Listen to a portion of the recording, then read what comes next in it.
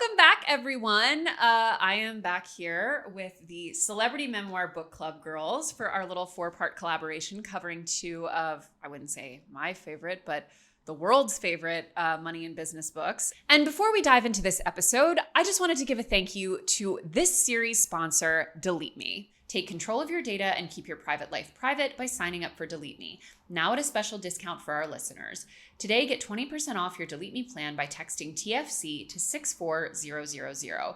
Text TFC to 64000. That's TFC to 64000. And this is part 2 of our conversation on Rich Dad, Poor Dad. Now, it's worth noting, so we discussed the book in detail in our last episode, which we will link below. But it's also important to note that Rich Dad, Poor Dad as a book is almost less important than Rich Dad, Poor Dad as a cultural phenomenon, and how the author himself kind of intersects, even today, with the personal finance world and sort of the very specific influence that it has had on how people are learning about money. Because again, I cannot overstate this, over 40 million copies sold, which is a truly insane number of books. So people, I mean, I don't know if they're reading it. I imagine a lot of those people probably haven't actually read it, but a lot of people are buying it, to say the least, and a lot of people are absorbing the lessons. So I wanted to, if we kind of focused on the book itself and its intersection with our sort of current Trump era, in the last episode, I want to talk about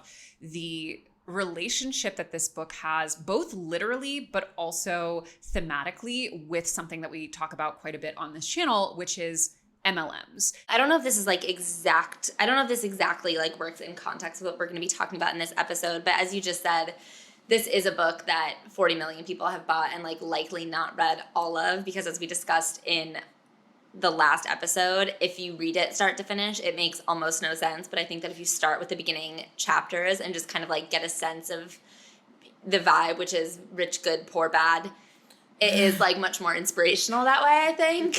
New title alert. One of my big takeaways from last time is that his overarching advice of not learning too much about anything is the most important thing you can do to make a lot of money.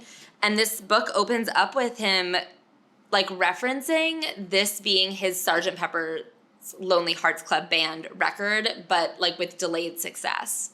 He opens by saying Sgt. Pepper's was released June 1st, 1967. It was immediately very successful. This book was released 20 years ago and was not immediately very successful, but is now very successful and is almost like my Beatles album.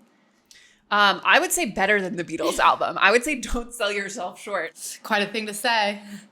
But also to compare it, but not even directly. To say, much like the Beatles album, this was successful, although in a completely different way.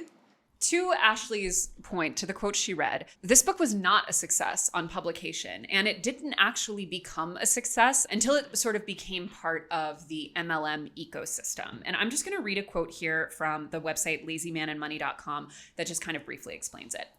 One of the things that many people don't realize about Robert Kiyosaki is that he got his big break due to an MLM. The short version is that a top person at the MLM company Amway, Bill Galvin, found Kiyosaki's book Rich Dad, Poor Dad at a car wash before it was published. In fact, Kiyosaki had trouble getting published, and it was Bill Galvin of Amway who was able to pull the strings and use the MLM culture to get the book to its bestseller status. Kiyosaki also sold tapes at $6 a piece to tens of thousands of distributors. It is fair to say that Kiyosaki owes the MLM industry a great deal by embracing his products. Can I ask, what is Amway? So they have an array of MLM products like Nutrilite and things like that. But basically it's just a large group of pyramid schemes. I guess this makes a lot of sense because the advice in his book lends directly to the psychology of a pyramid scheme. And it is exactly convincing people who don't have a business that having a business is the only thing that they could ever do. And so if it's paired with someone at a conference telling them, MLMs are so contingent on, one, convincing you that you can become a very rich person by starting your own business within their business. Two, paying for their lectures. His book really advocates for going to lectures and seminars. There's so many things in his book that are just, you're stupid if you don't fall for the MLM psychology by becoming the top of the pyramid. Well, I also think what's interesting is one of the big themes of his book, I think, is that the only real money is passive income from an asset. Correct. And it really is Preach. like, and that's like, and it doesn't matter. You can make $10 million a year in salary. You'd be poor as shit. Interestingly enough, at one point he makes fun of bankers. He goes, unless you own the business, that's not your profession. That's just your job. He goes, oh, so when someone says they're a banker, I go, oh, so you own the bank? Yes. If it's what I like to think about. And I just want to, sorry, just a caveat. I was going to say bankers and like investment people and finance people like make money beyond just, it's funny because they are actually the top beneficiaries of like, I don't want to say like passive income, but like the ideology of Kiyosaki of like, they are like kind of winning that exact game, but not the MLM version, the like investment version. And so it is very funny for him to be like, well, that's still not money. It's not money unless you have rental property income. You have to imagine that in Robert Kiyosaki's world, the only kind of jobs that are real are like the ones that exist in like a children's book about like bears, where it's like, if you're a banker, then that means you own a bank. Like if you're a baker, that means you own a bakery. Like that's the only way he can frame it.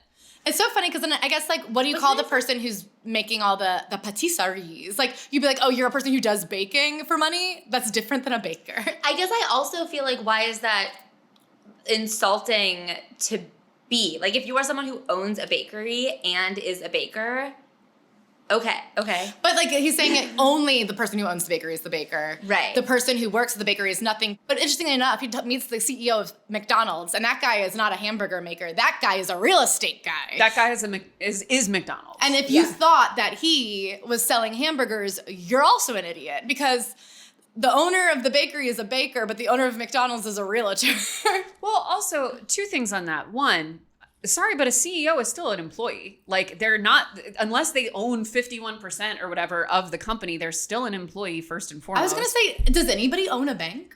But it makes total sense. So in this article that I quoted, he points out that the book itself, Rich Dad, Poor Dad, doesn't actually talk about MLMs, which makes sense because it predates their role in his life. But if you think about it, almost every piece of advice that he offers in the book is just essentially a replication of what is told to you by an MLM. And so to your question about what the person baking croissants would be referred to in a bakery to Robert Kiyosaki, I mean, he would call them a slave because he calls people who receive paychecks from an employer slaves.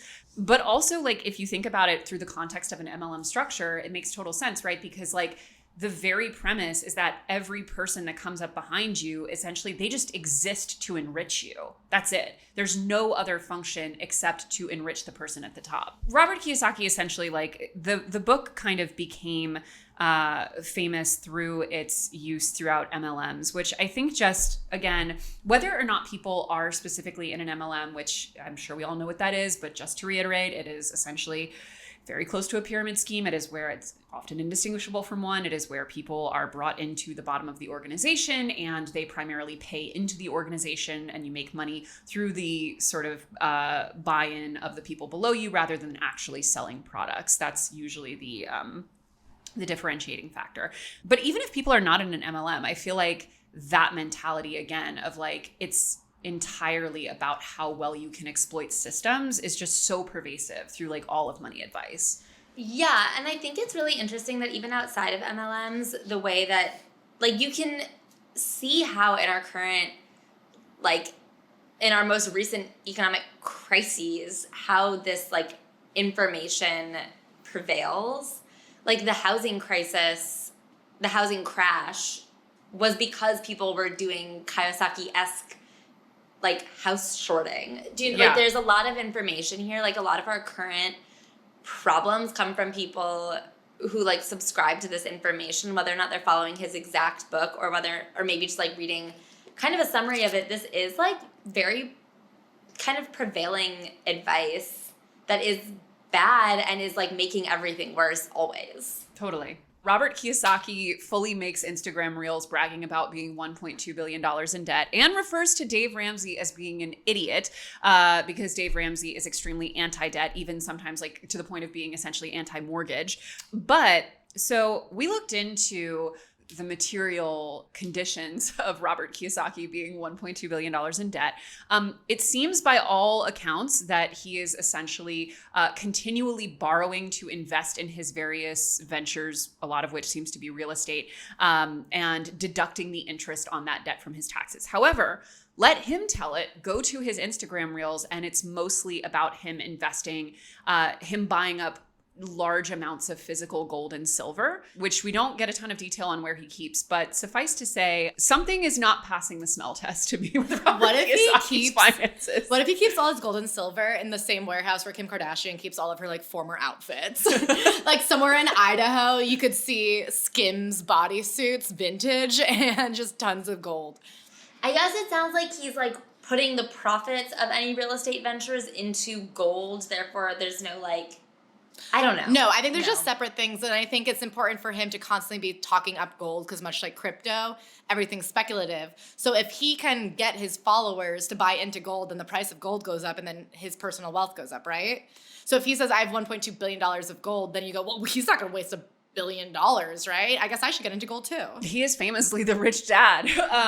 You make an interesting point there, Claire, which is that getting people to buy in on his specific perception of currency is incredibly important because using crypto specifically. So if you go to Robert Kiyosaki's Twitter right now, which I did, I visited a spell, he is just constantly tweeting about crypto. And one thing that you learn basically immediately when you start learning about crypto is that it is in every way the ultimate MLM. Like it is, as many have said, the MLM for men, because it only really functions on other people being dumb enough to buy into it. And historically, all of the major, regulation aside, a lot of the issues with crypto have been when people are not buying into it at a sufficient rate. We see this happen all the time with, we saw it happen with NFTs. We saw it happen with all different smaller coins. And right now, as we talked about in the first episode, like Bitcoin in particular is seeing, and crypto in general is seeing a huge surge from the Trump presidency. And part of that, again, is regulatory, but part of it is just because more people are going to be buying into this, which is by all definitions, to go back to the MLM being the source of success for Robert Kiyosaki, like that is the MLM model. So in addition to all of the MLM stuff and being in debt, so one thing to note about Robert Kiyosaki is that he has clearly at this point made money from his book because it sold, again, over 40 million copies and counting. But he has even gone on record saying that's not really how he makes most of his money. And how he makes most of his money is, surprise, surprise, in like an MLM style class. So here's how it works. So according to this article from The College Investor, Robert Kiyosaki wrote and sold his book, which I consider to be honorable. He then tacked on a class which was free, which is also honorable. But then he started preying on his followers. Class 1, advice was free. Class 2, it was paid advice for $495, which was very little education and more marketing for class number 3. But then class number 3, how much do you think that one cost? Okay, the first, this feels a lot. It goes 0, $499. I'm going to go $2,500. I'm going to say 1,000. $45,000. $45,000? Oh my God, so he's invented college, the MLM that we call private university. So yes, so it's worth noting. I can't believe I was going to give him credit and say this just sounds like an improv school, but he went full private university. He was like, you can either go to Columbia University or you can go to Robert Kiyosaki. I mean, what year was this? This was back in the 90s and 2000s. So money back then was like worth 10x. I mean, back then you could get like a proper college education for $45,000. Nowadays, obviously, that's not true. That's a semester. That's a semester. But so suffice to say, so like he actually has gone on record talking about how his classes were much more lucrative than the book itself, which makes total sense if you're charging $45,000 for them. But he also spends most of the book railing against education, railing against his own father, the teacher, teachers in general as a profession, academia of any kind. But has no problem charging people $45,000. Also, well, actually, if either of you have a comment on that, let's start with that and then. Well, of course, and as we said reading the book, most of his teaching comes through not lectures or explaining, but by having you play a board game that I assume you also have to buy to come play. Correct. And the board game is Cash Flow, which is a version of Monopoly. So imagine going to college to play Monopoly. Only one person in the history of the world has gone to college to study the games, and it is the guy who edits the crosswords for New York Times, and that was a success. But No. Actually, gaming is a huge industry. No. Yeah, that's so true. You just have to study more than one game. I used to work at Hasbro. I got paid pretty well. The truth of all of his lessons are that there's no lesson there. It's all like self-serving. So it's all like, don't be an idiot and go to school, be smart and come to my class. Don't be an idiot and invest money, be smart and put it in my goal. You know what I mean? I feel like at the end of the day, it's his MLM and we're just living in it. One thing I think is kind of relevant to address, because to be clear, our next book is going to be Lean In by Sheryl Sandberg, which is, I think, has a lot in common with Rich Dad, Poor Dad, and we'll get into that. But it also is just like very, very explicitly directed to women, whereas it never says that Rich Dad, Poor Dad is directed at men. But like, I mean, there's nary a woman in the book, essentially, except for like the old woman. His wife. He was never really introduced. Just suddenly he's with Kim, who is introduced by age as opposed to relation. It's like, I 47, Kim 37. Okay. I was like, I don't know who Kim is, but I get that she's younger. And Kim is like essentially an employee like, it is weird the way he kind of refers to Kim as someone who just like helps with his real estate ventures. Yes, he does. Also, according to the internet, they did go through a fairly acrimonious divorce. Well, of course. He doesn't seem like a loving man. We need to get Rich Husband, Poor Wife as the follow-up to this book. But this book does seem pretty explicitly geared toward men, and I think similar to cryptocurrency, which is why it's so interesting that this book exploded in MLM culture, because MLMs are historically more populated by women. They're just, they usually make up a larger percentage of people who are in MLMs. I have a theory about that. And Yes. I think it is because of some of the lean-in advice of, which, again, we'll get to this later. I don't think a lot of the wording in lean-in is particularly wrong. I think it just, like, is convenient for the most part. But I think that a lot of, to boil down a lot of, like, advice for women in the workplace and a lot of the back and forth about advice for women in the workplace, it's like, should women act more like men or should men be nicer?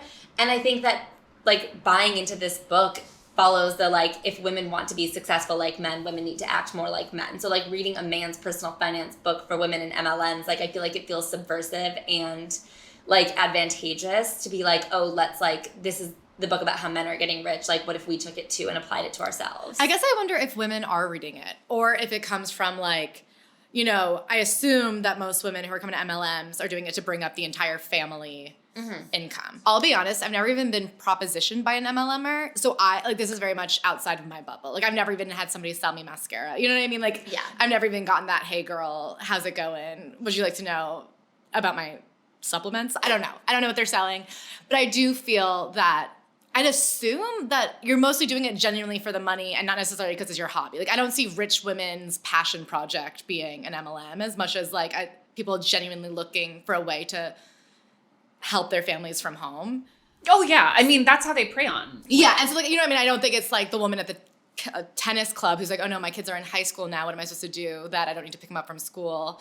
Oh, absolutely not. Like, so MLMs historically target not just women, but women who have really limited income options. So, like, a lot of times that will be stay-at-home moms, military spouses, you know, women who just, for whatever, maybe they live in an area where there's just, like, not a lot of employment. Like, it's preying on a very specific type of woman, but the messaging of an MLM, like the hey girl, like, there's, like, to me, the energy of Rich Dad, Poor Dad and of a lot of this financial advice that is so, I guess the word it's so gamified is like, Rich Dad, Poor Dad to me is hey girl. Yeah. But so what I'm saying is I feel that I don't know that it's like the women of MLMs who are reading this book as much as maybe the women who are joining MLMs who I'm assuming are coming from households where, like, everyone's trying to up the income. And she's like, oh, you know, and I feel like you're saying the husband has that, but, like, I'm saying the woman's bringing it back and saying, oh, here, honey, here's an idea. Do you know what I mean? Like, here's the book for you. And the way that I feel like, you know what I mean? How there's always, like, the female comedian that the boyfriend's like, well, I'll listen to this girl for you, honey. Do you know what I mean? Oh, totally. I feel like this is the business book that your wife is like, oh, here's something maybe we could both enjoy. Like, I do feel that she's the pipeline. Yeah. Like, you're saying she's not reading Rich Dad, Poor Dad. She's a pipe Rich Dad, Poor Dad is running through. Yes. Does that make sense? She's getting piped. Stop. Pipe is being laid. It is being laid. We're on the Rich Dad, Poor Dad pipeline. So as we've talked about frequently here on TFD, protecting my online data and privacy is very important to me as someone who does have a more public platform and has also recently been targeted by some pretty scary scams. Because no matter how private you think your life is online, you may not realize just how much information is out there about you. And as someone who does live more publicly online and is pretty open about a lot of my opinions, I'm very conscientious about securing my information. Because all of this data that's hanging out online can have actual impacts in the real world. In order to protect myself from these data brokers, I've personally used DeleteMe. Their team of experts will not just find and remove your personal information from hundreds of data broker websites, but they'll continuously scan for new data that shows up and get that removed as well, reducing the risk of identity theft, phishing scams, and much more. Once you sign up, you provide DeleteMe with exactly what information you want deleted, and their experts take it from there. DeleteMe then sends regular personalized privacy reports showing what info they found, where they found it, and what they had removed. To put it simply, DeleteMe does all the hard work of wiping your and your family's personal information from data broker websites. Take control of your data and keep your private life private by signing up for DeleteMe, now at a special discount for our listeners. Today, get 20% off your DeleteMe plan by texting TFC to 64000. Text TFC to 64000. That's TFC to 64000. Okay, if you look at the ecosystem of like people who are really bought in, because to be very clear, both the MLM worldview and the Rich Dad Poor Dad worldview and the Art of the Deal worldview are fundamentally conservative at every level, because their take, as we discussed, is the world is unfair. It's kill or be killed. And the only thing worth doing is becoming the person who does the killing, essentially. So I do think if you're thinking about like who is really being targeted and spoken to with this, like these households probably just kind of like have a more conservative bent to begin with and are in more conservative communities. Maybe they're getting this because a lot of MLMs, to be clear, are also very tied up with churches. So I think there's also probably a very clear, if it's not explicit, I think it's ambient and implicit, where in these households, it's the man who's controlling the money. Yeah. And if you think about it, like even the very framing, like at every level, this book reinforces a notion that money is for men. Famously, the two dads. Yeah. Yeah, there's The eponymous dads. I guess that's the craziest thing, is that at all times there were moms. But we don't hear from them. That's so true. The Maybe only there thing the weren't. mom says in this whole book is, what's up with all these toothpastes? Also, wait, we have to give credit to the other. So there's three women. Are there more than three? There's Robert Kiyosaki's wife. There's Kim. Kim, 37. 37. There is the his own mother. Yes. Barely. Who cannot tolerate hates these garbage. toothpastes. Especially so much toothpaste. But then there's also the poor old woman who works at Rich Dad's convenience store getting paid pennies an hour. Oh, there's a fourth woman. Oh. There's the woman who was brought to one of his classes who plays cash cries. flow and cries because she realizes that a boat is actually a liability and not an asset, and then gets so mad and storms out and says, I didn't pay all this money to come and like lose a board game. And then later calls back and realizes that she was actually just having a hard time with like the mirror image of her real life as shown in this board game. And she realizes, you're right, one of the most notoriously depreciating items is in fact a liability. And she actually says what she wasn't mad at him in his class. What she was really mad was that in all of her marriage, she trusted her husband to be the head of the finances. And because of that, she had no idea what was going on. And so when it came time for their terrible divorce, there was nothing left to split and she had no idea. So there actually is a nod to the idea of like, is it good for a man to be running the household? Not if you're planning on getting divorced. Not if you're planning on getting divorced. Not if he's planning on leaving you for someone younger. So there's a specific moment where he says, if you're too stupid to play this board game, you're too stupid to leave your husband. I think he left her. I will say he left her for someone younger. It wasn't really up to her. Non-stop bangers from Robert Kiyosaki. Yeah. Well, I mean, it's true that, okay, so there are a few women. I was mistaken. There's more than just his wife and the poor old woman being exploited at the convenience store. But let's just say women don't figure in heavily to his worldview. And when they do, it's a very kind of secondary role. And it's kind of interesting because I think, so to your point about like crying because a boat is a liability, one of like the biggest themes throughout Rich Dad, Poor Dad is that essentially anything you do buy, spend time on. And that ranges from a boat to your own loved ones. If it's not like a profit generating asset, is essentially a waste of your time and resources. Which, if you think about it, I feel like is very in line with not just the MLM worldview of like, you could always be hustling like all of your friendships, mine them for potential recruits, mine them for potential connections. Like, to me, like, even when you look at something like a lean in, like the fundamental, like, and I think it's obviously like a higher end, more educated, more aspirational version of it. But a lot of what she talks about is just like, we could actually always be optimizing. There's like no room for human life outside of the context of generating money. Yeah, he talks a lot throughout the book. A lot of his examples are about like turning over a profit extremely quickly. He says he likes to buy and flip real estate very quickly. He likes to spend a very short amount of time with high risk stocks in private companies. It's the exact opposite of the piece of advice you gave at the very beginning of the first episode. Like something about time in the market is good. Leave it in the market. Throw things in there. And it's so funny because you look at his life, and so he says, dying with friends who love you is worthless. Dying with assets is valuable. That's important. And then you look at this man, and the whole point of working this hard is so that you could be free from working, right? Like you are a slave if you work. At 47, he had enough assets with enough passive income that he could retire. He then retired in order to build more passive income assets. Presumably, he's 80 years old, living in Hawaii, going bankrupt, single.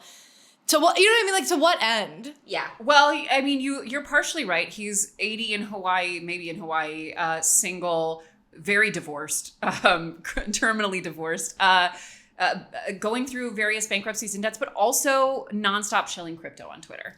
But like, exactly when do you get to look at the beaches of Hawaii and go, Never. What beauty? Can I say, to some people, shilling crypto on Twitter is their vacation. That is their Hawaii. Well, have you ever seen Below Deck? Girl, of course. There's this one episode that I always think about where it's like this, what are those quick little traders called? Which franchise? I can't recall which franchise, but the guests were a guy who was running a class on a yacht, teaching people how to do like penny stock trading. Oh, day trading? Day trading? Maybe. I mean, penny stock trading is also a thing. Okay, I think he was like trading pennies, but he was on there. And so it was funny. They're on the back of this yacht with cookies at their disposal. That's what I would do on a yacht, is I'd get a fresh baked cookie at midnight. That's a really good idea. But that's not what they wanted to do. They wanted to be trading crypto on a yacht. And I kept thinking, why not trade your little crypto and then quit and go on a yacht? But that's not for them. Or even take a vacation and just be on the yacht. Maybe enjoy But I the guess sights. they're doing the Kiyosaki thing of now it's an expense for your business. That's a tax write-off to be on a yacht teaching. Well, that's another thing that is very like, and so you guys are not plugged into the personal finance world to quite the extent that I am. And God bless you for it, right? Because it's, it's definitely not good for my brain. I'm like constantly taking like unfiltered rays from it. But most of it, not all, but a lot of it now is some version of the MLM structure. And a really good example, which is something that Robert talks about constantly in the book, is real estate, where essentially like we've sort of created this paradigm where rather than just a home, and he also like, he really pushes back on the idea that a home that you even live in that is growing in equity is itself an asset. Like he kind of dogs that idea, which like the only real estate that Robert Kiyosaki really supports is the kind that you are being like someone is paying you to live in basically, or that you're flipping. But if you look at like the sort of the macro personal finance world, like you have to try now to find real estate advice. Like if you search real estate advice on any social media platform, the vast majority of what you're going to find is going to be people telling you how to gamify real estate and to essentially get people to pay you to live and to make every aspect of your life essentially a part of your business. Not the real estate videos I see. I'm on leftist TikTok, and boy, oh boy, all the real estate videos I see are if you're a landlord, you're the worst person in the world. And I agree. Well, yeah. I don't think his, but that's not like, that is so. It was actually so funny to read this book because I feel like almost every piece of information I've seen over the last like half decade has been like, even Hannibal Buress, an evil landlord, and then for him to be like, the smartest thing you can do is be a landlord, and like, but that that exists right now because of the Airbnb thing. Oh, of course. Like no, that's like I not, know you know it what I mean? exists, but I feel like I mostly see people like talking about it in like not even a critical fashion, in like a like an obnoxious fashion still. And so to like have it be in this book as the gold standard is like a very funny, like I know it exists and like obviously it's a massive problem because of the housing crisis. But like to have it be in this book as like the only option for succeeding at life is such a It is a interesting twist. because one of the things about this book is he keeps being like, there's millions of ways to make money if you just think about it. And actually, I found the comic book library quite entrepreneurial. Yeah. I thought like that's innovative and valid. You can't afford to buy libraries. Libraries exist. Gyms exist. There's actually lots of things where it's great to not own all of them because you're only going to use it for a little bit. Yeah. But then as an adult, like he keeps being like, I'm giving you examples, but the only thing he can come up with is real estate. That's true. Also for context, so for those who have not read the book or haven't watched our first episode, so one of the anecdotes he gives as a child is like his first foray into business is he essentially arrives at a library from first principles. Like he just like kind of creates a little zone where kids pay like a nickel to come read the collection of comic books that he has, not take them home. I mean, he literally invented the library, but for profit. Yeah. Which is coming soon to America, a country you live in right now. Yes, correct. I mean, yes, the privatization of essentially every public good is also woven heavily through it. But to your point, as he gets older, there's not really a ton of, like every time he's talking about business, I guess technically, so the ironic thing about Rich Dad, Poor Dad, so when I was looking into Robert Kiyosaki, the person, you find a lot that like actually prior to the publication, and not just the publication, but the success of the book, he actually wasn't rich. Like he didn't have these like big successful businesses he was talking about. And so interestingly, although post publication, he does actually have a business that is kind of worth writing about and like has, for all its flaws, clearly created a lot of money. Prior to this, the only business he could really talk about was just buying homes, which again, almost all of those anecdotes seem completely made up. Well, he reminds me, because he defines wealth as being able to like have passive income that'll cover your living expenses. And he goes, so if you only need $2,000 a month to live, you could actually be wealthy quite easily.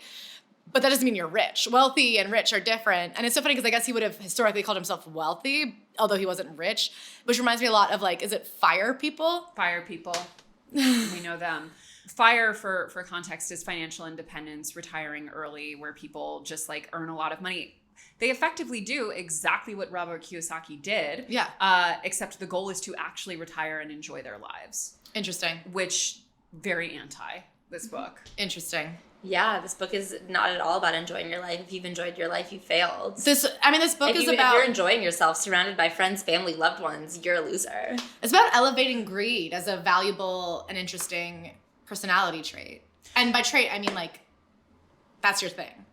Well, do you feel like when you were reading this book, and because we talked in the first episode of like the person that you would picture reading and getting something out of this, like, do you guys as people who are outside of the personal finance sphere, like, do you feel like you were able to take something away and really learn something from it? Or I think it like is always helpful to me because I am in such like a liberal to leftist bubble of people in like a coastal elite that it's really hard for me to understand the thinking of people who admire Donald Trump. Like the idea of looking at Donald Trump, who famously has bankrupted himself multiple times, was handed millions of dollars and has like made less with it than the stock market would have. And who famously is deeply exploitive. Yeah, and also is famous for like not paying people. Like to look at him and say what a great businessman, and then to think but any great businessman should run the country. That like a government and a business should be run similarly and have similar. Like the point of a country is not to turn a profit. The point of I think we might have a lot of people that disagree with you there. Yeah, exactly. But it's very hard for me to one think that a good businessman would be a good president, and two think that Donald Trump is a good businessman. And so I think it is always helpful for me to understand looking around and like be like, what could they be seeing? And I think it is because the way I was raised in the group of people I hang out with, like it's like a fight every day to make sure you don't ever lean into greed. I mean, that greed thing, like I feel like it's important to try to not be greedy. I mean, I would agree, but this book doesn't. Exactly, but I feel like I've never seen it boldly said. I didn't know that. Yeah. So I thought, and I think to me it's almost like the difference between this Trump idea and like, I feel like Republicans, there's things that they're doing, but they wouldn't ever say. Yeah. Like, they're like, this country is fair. And like, if everyone works hard, we could all make it. And you're sitting here being like, no, of course it's not fair. It's not equitable, whatever. I didn't know that anybody was out there saying this country is fucked up. And if you don't learn how to be a winner, you'll be a loser.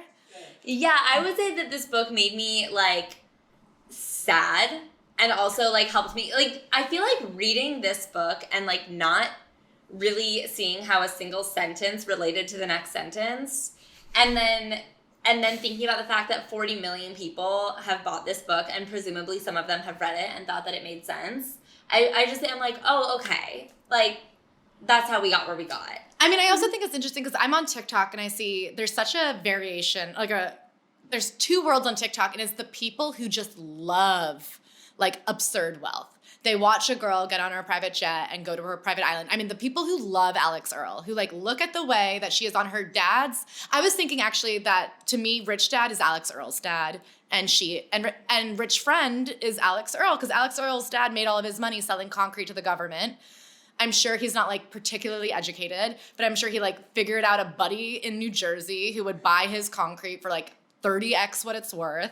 And now he's just paving roads. He probably hates Social Security and hates the benefit, like, people who are on benefits. But meanwhile, he is being paid insane amount by the government. Like, no one's a bigger beneficiary of the government than Alex Earl's father, Right. who has made millions off of overcharging for roads, which is being funded by tax dollars. And yet he probably fucking hates people who pay taxes and hates people who are on welfare. And now she's here on his yacht with her $40,000 boobs. And everyone's like, that's so good. And I love that. I love that. And it's weird to watch that and then see the other side of TikTok where somebody's like, oh, I got a latte today. And people are like, must be nice to have $6. Like, don't you think that's a little, like, should you really be spending $6? That's obsessed. What's the latte dupe? And you're like, latte dupe? I don't know, man. Like, what do you mean you went on Shein and you're so happy that the sweater that I bought for $4, you bought for $1.99? What do you think that means about the people who made this sweater? And then also to be like, isn't it so great? Like, you know what I mean? I think, but this was it.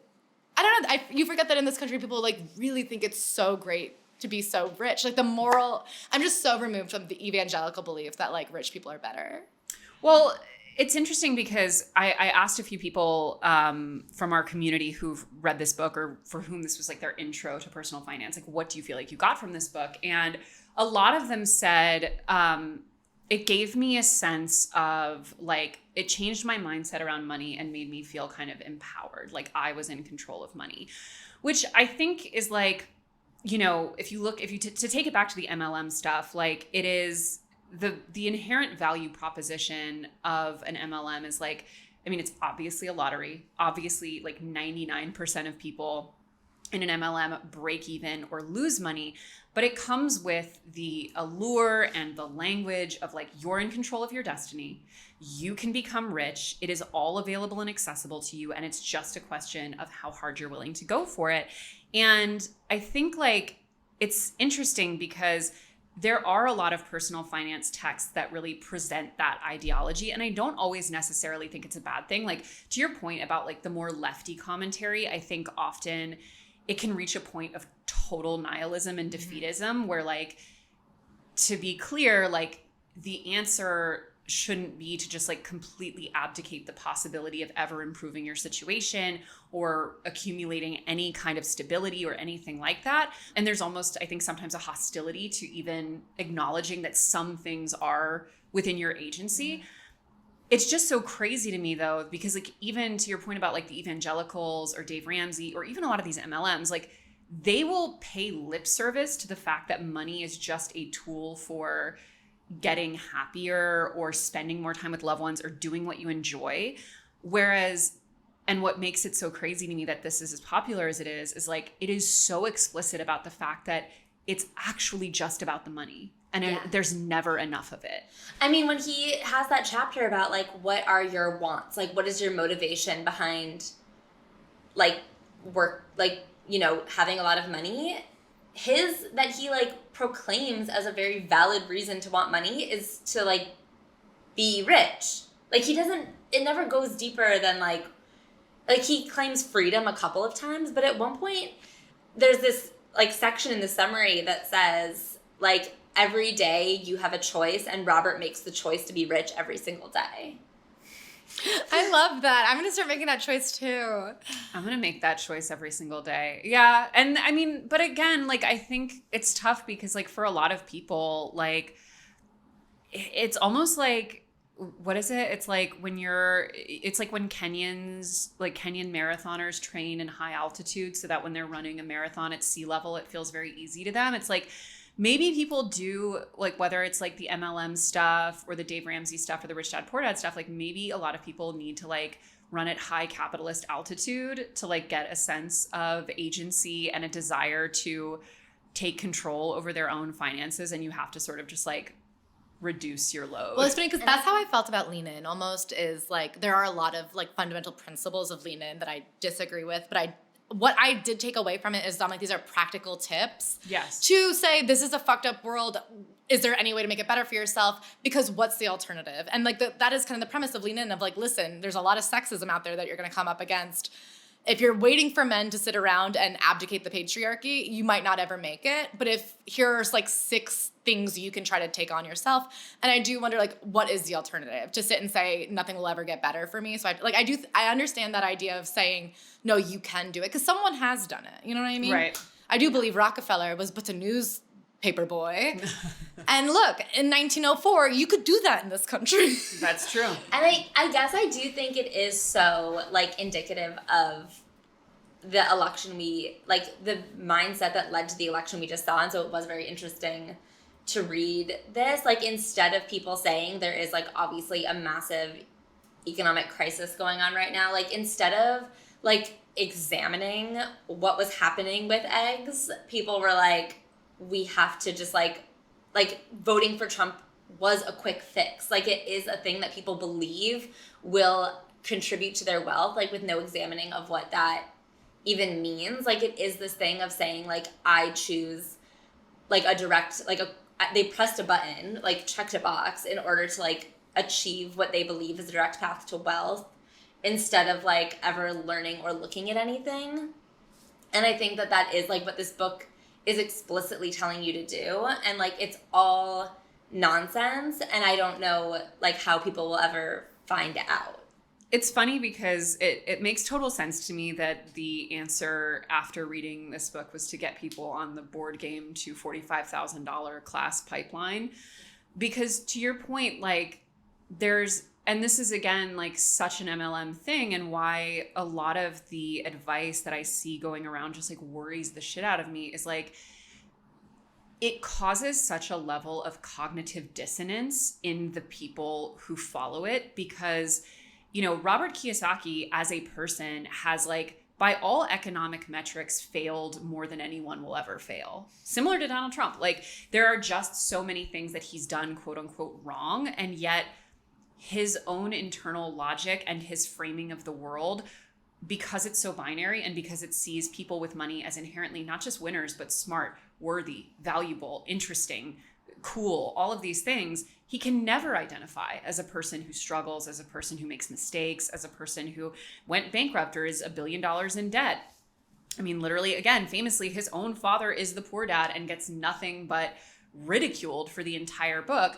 And so, like, for people who adopt this mindset or who start embracing these lessons, like, they can never think about it for too long. They can never back away from it, because once you've bought into it, like, the only option is success. And if anything bad happens to you financially or you make a mistake, it's not just a financial problem. It is complete cognitive dissonance. And it's also just a complete indictment of your character. It reminds me of, like, that saying, it ends happily, so if it's not happy, it hasn't ended yet. You know what I mean? Correct. Like, you just keep going. It reminds me a lot of, like, I'm always like, I think the best business school you can go to is improv class. And I really believe that, because so much of America right now is built on these hype men who just say things with the most confidence until they find somebody with $45,000 they just inherited that they will invest in you. And it reminds me of, like, the life coach boom right now. You see 23-year-olds giving life coaching advice. I go, what the fuck could you?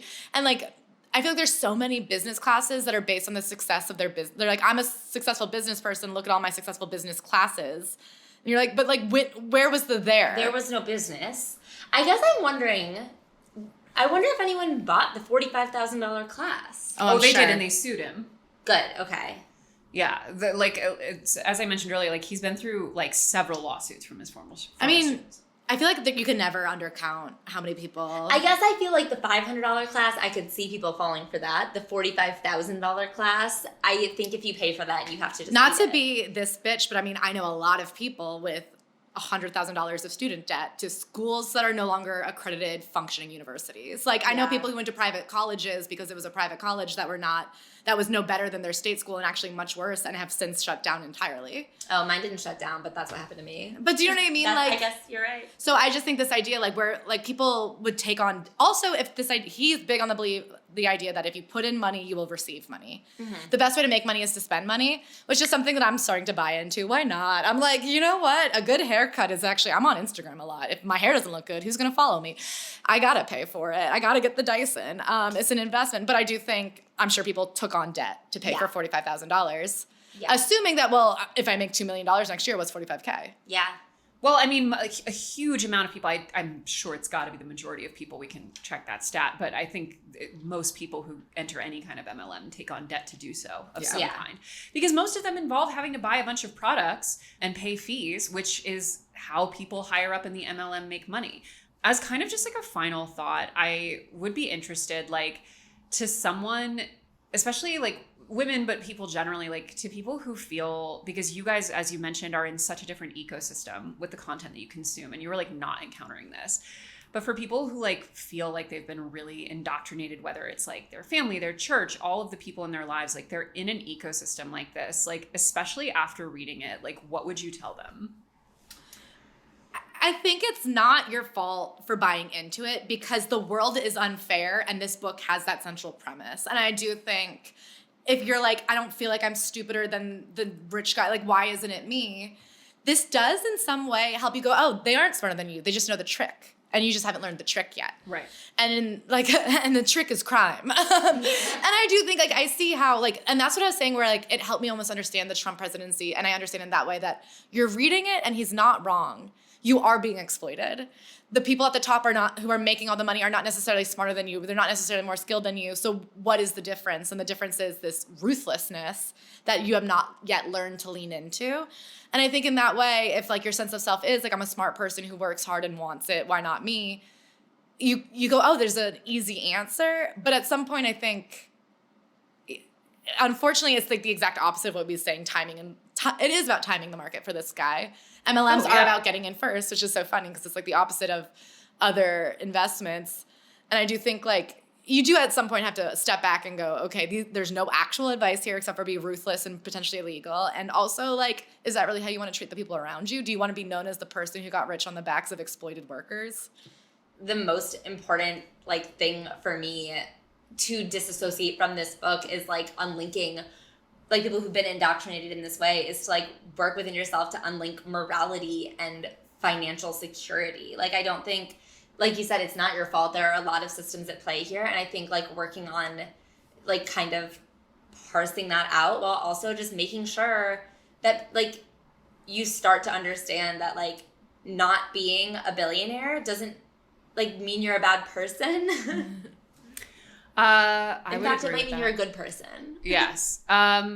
But yeah, the Trump, I mean, to your point, the acknowledging what's wrong with things and then offering terrible solutions, that's, I mean, Trump in a nutshell. I think part of his popularity is he says things are bad. But anyway, guys, we are going to be back next week talking about the second in our 2-book series, which is in many ways the master's degree holding woman's Rich Dad, Poor Dad, aka Lean In by Sheryl Sandberg. So go check out Celebrity Memoir Book Club on all platforms. They'll be linked below. And I'll see you guys back here next week. Bye.